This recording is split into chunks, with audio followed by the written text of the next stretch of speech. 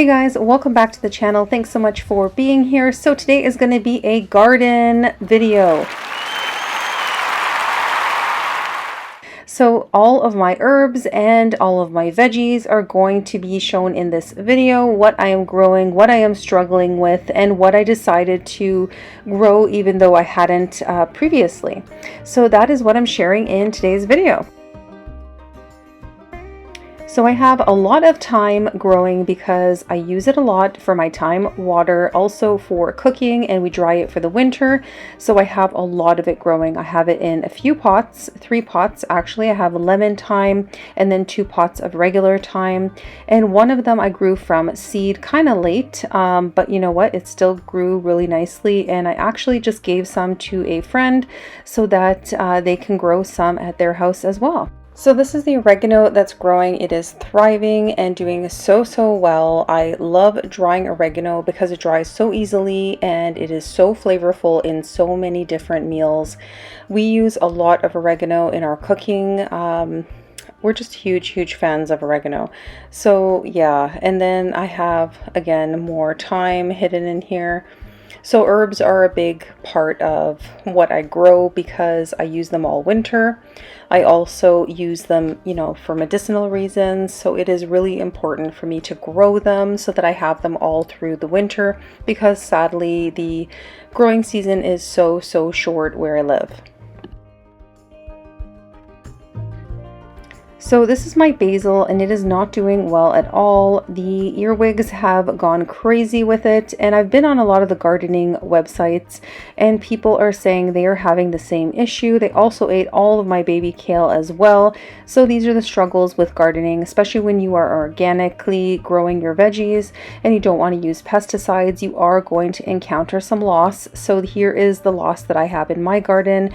The basil is just not doing well, but it is growing really well at my dad's house, so we do have secondary things growing there, which is really good. So you guys know that I grow a lot of different teas. I have my pineapple mint here, I have my lemon balm, and I also have an orange mint as well growing in this garden. And it is all growing really nicely, so really happy with that. And then I also have tomatoes in containers because I ran out of room in the garden, but that's okay because you can still grow tomatoes really well in large containers. And I'm going to be honest, I ran out of some of my large containers, so I'm going to show you guys some really tiny containers that really probably wouldn't work in, but guess what? It's working. So that just goes to show that it doesn't really matter what you put things in, just put the effort behind it and try. If it doesn't work, it doesn't work, but it's always worth trying. And if you have a small space, you can still grow yummy tomatoes in a container and be very successful.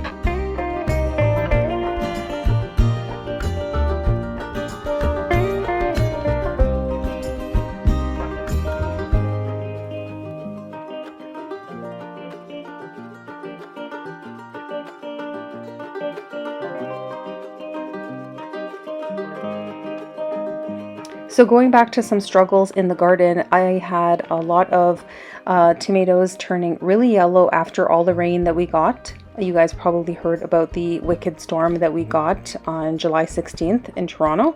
And so everything got flooded, including my basement. But yeah, also my plants were struggling, and some of these tomato plants are quite yellow, so I haven't really watered them too much. And they seem to be bouncing back pretty good, thankfully, but that was due to that crazy storm. And then I just had that container with the volunteer lavender and the volunteer lemon balm that just decided to grow in that big brown container. So that was pretty good and that's growing nicely. And then the callaloo, no matter what I do, is just not growing very much. It's just not producing well.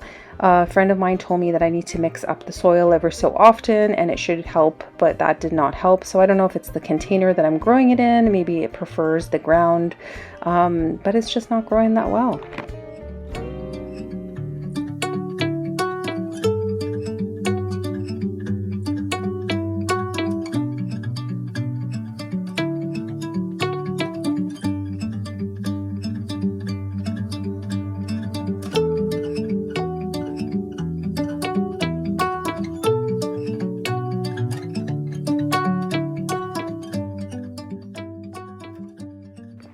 So the collards I did not have room for as well, so I put them in this big container, and they're really good, and I've been eating them steady. They're just small baby collards instead of big leaves, but I've had some issues with the bugs attacking them. And again, doing things organic, it's difficult because I don't want to use anything terrible on it, so I'm going to have loss, of course, but I just try to do my best and, you know, just keep on it and putting my natural remedies, you know, like the cayenne pepper and the natural dish soap to deter the pests. And so far, you know, I have eaten quite a bit of them, but it is the struggle with fighting the bugs on the collards because they really, really like them.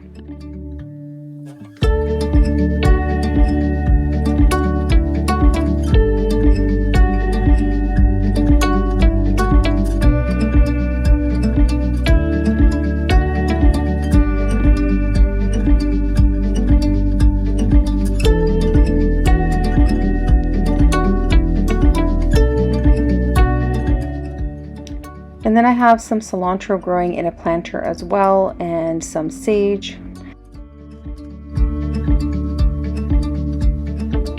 So I have some stinging nettle that decided to just grow over here, and I'm debating about keeping it because I might have to alter my garden beds due to all of the rain getting into the house. And they're basically digging out everything anyway. So I might just do the, you know, stinging nettle here with the tomatoes. I don't know if it wants to grow there. Maybe that's where it should be. And yeah, everything's growing really well. As you can see, the kale is, you know, growing into trees, thriving and tasting amazing. The only ones that got really destroyed were the dinosaur ones, but again, they are bouncing back after using the natural remedies, and everything seems to be okay. So in the garden, I have lots of beans, I have a variety of tomatoes, I have cucumbers, the sugar snaps have finished, but that was also in the garden. And then of course, all of the kale. So we have a lot of peppers growing as well. Don't mind all of the wood that's there in the garden on the floor. It's just, we're pulling out the floors from the wet basement. And that made also a debut in the video. So sorry about that, guys. Anyway, let's get on to the peppers. So we have bell peppers growing, and we have hot peppers, and we also have, well, jalapeno peppers are still hot, but we also are growing those. But I find that they are kind of mild in comparison to some of the hot peppers that we grow. So yeah, growing those in really large containers. And then again, going back to the, you know, big garden, and I have all the beans growing back here. Lots and lots of beans. So again, we had the flat beans were the ones that we grew the most. And then we also had a little bit of the French bean, and then we had a purple bean as well growing. But I didn't have that many of the purple ones, but it was a nice addition to the beans. And then as far as the kale goes, we have a few different kinds, and they're all growing really well. So we do juice a lot, especially during the summertime, because we have this abundance of the kale growing. So we are growing a variety of tomatoes because everyone has their preference as far as what tomatoes they prefer, and we do use them for different reasons. I like having a variety too, because then you never get bored of picking tomatoes in the garden, because there's always something different that is ready to be picked, a new flavor. And I just find tomatoes so interesting. You can find so many different varieties, and I really like trying new ones, at least one new one per year. But usually I have a couple new ones that I'm trying. So yeah, hopefully they all start turning red soon. I have not had that many turn red so far. As far as the ones that have been harvested a lot so far, it's just the Juliets.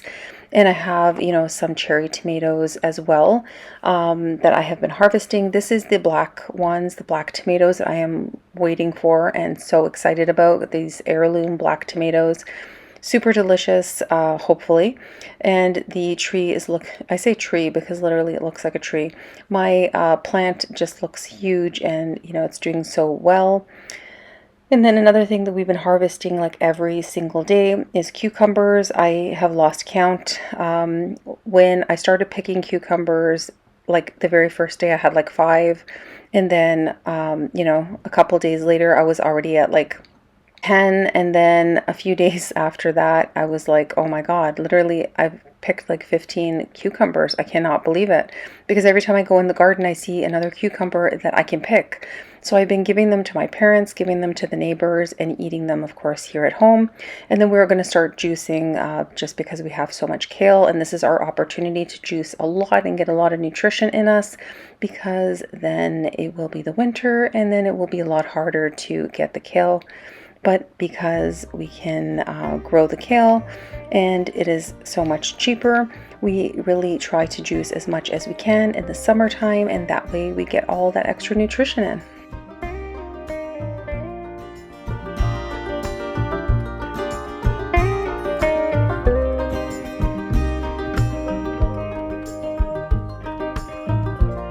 So this is the second garden at my dad's house, and again, everything's pretty, well grown and doing fine. So we have all the beans growing. He has a ton of them. We had 2 different kinds of beans, or actually 3, because somehow we ended up with purple beans, we have flat beans, and then we had the French beans. So not sure how, I guess our seeds got mixed up, I don't know, but it was fine because we just had a variety.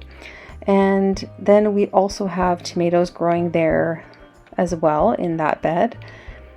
So there's some there. And then he has the majority of the collards are in this garden because he had room for it in the ground garden, and that's where they grow better. And they are producing really nice big leaves. And again, we've been harvesting them a lot, mostly for soup, but definitely using them up. And then lots of kale growing here as well. And his dinosaur kale did not get destroyed like mine for some reason. So the dinosaur kale is thriving there, and that's what we like to use for the kale chips. So we'll be harvesting that. And then he just has onion, and he has beans in the back as well. And then again, more tomatoes on this end. So in this garden, we have a few different tomatoes growing. We have mostly the beefsteak tomatoes because that's what we like to use for sandwiches. So that is primarily what is in this garden. We also have quite a few cherry tomatoes growing, but we have them in containers. And then there is a third type of tomato, which I cannot remember what it's called. My dad's Italian friend told him that's his favorite. So he's trying to grow them this year. And I cannot remember what they're called. So hopefully, once he reminds me of what they are, I'll let you guys know if they are absolutely delicious, like his friend claims that they are. But yeah, that's what these ones are. Very interesting tomatoes, and they're growing really well. Look how many are on the vine. So yeah, and then the kale, we have 3 different types.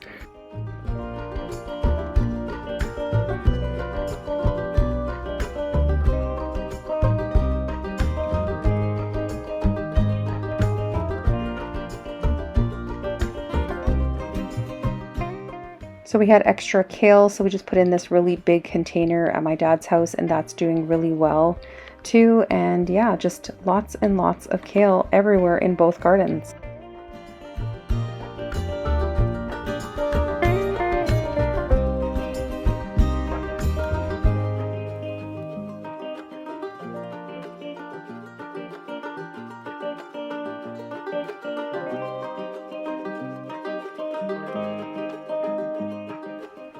So if you've watched my channel, then you know that we grow our saffron. So my dad brought the seeds from Portugal, and he grows his saffron in pots sometimes.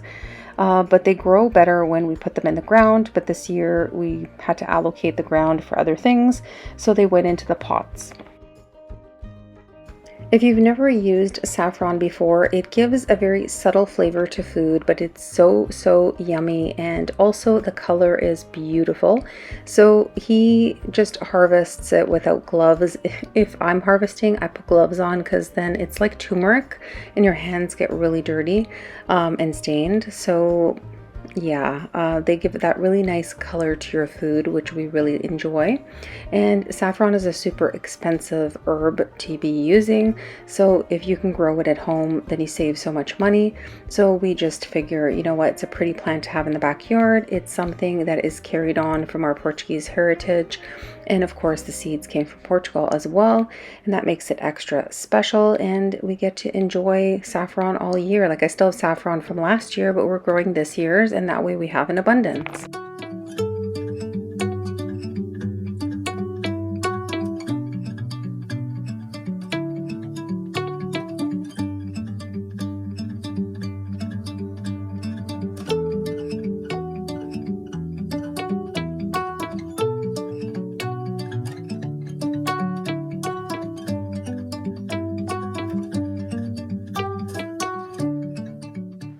And then on the side, he's got his green onions there. And then we have our mother load of basil, which, like I said, is doing so well here. And I don't know if it's because it's out of the big garden. I don't know what it is, but they have not attacked his at all, and they are thriving and doing great. So thank goodness there's a secondary garden. Also, I find it really helpful to put things in more than one place so that if things do not do well in one area, you have a backup in another area.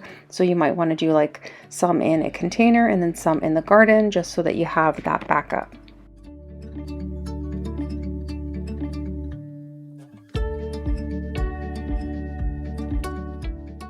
We also have a lot of parsley growing because we use a lot of parsley in Portuguese cooking, so we have to have a ton of that growing, and that is thriving as well on the side of my dad's house in a really large, it's like a wine barrel that we cut in half, and that's what we use. And yeah, it's growing. Look at it. It's like a bush. Looks fantastic.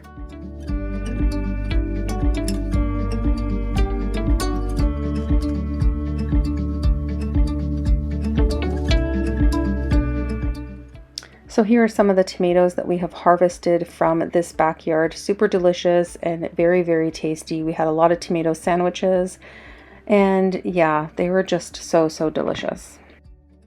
So guys, that is it for today's video. Thank you so much for watching. Thank you for the support on the channel. And if you haven't already, please subscribe to the channel, and that way you don't miss any upcoming videos and quick and easy recipes. And hopefully you enjoyed seeing my veggie garden. Part of living a whole food, plant-based diet is making sure that you are eating healthy and in an abundance of foods and the rainbow. So I think it's so important to be growing something, at least during the growing season. Even though it's short for me, it's important to get that growing season in with as many vegetables as possible and try to preserve as much that I can for the winter. So yeah, I think there's nothing better than growing your own food, and what an abundance we have grown this year. So thanks for watching, guys. Take care, health, joy, and positive vibes to each and every one of you, and I will see you soon.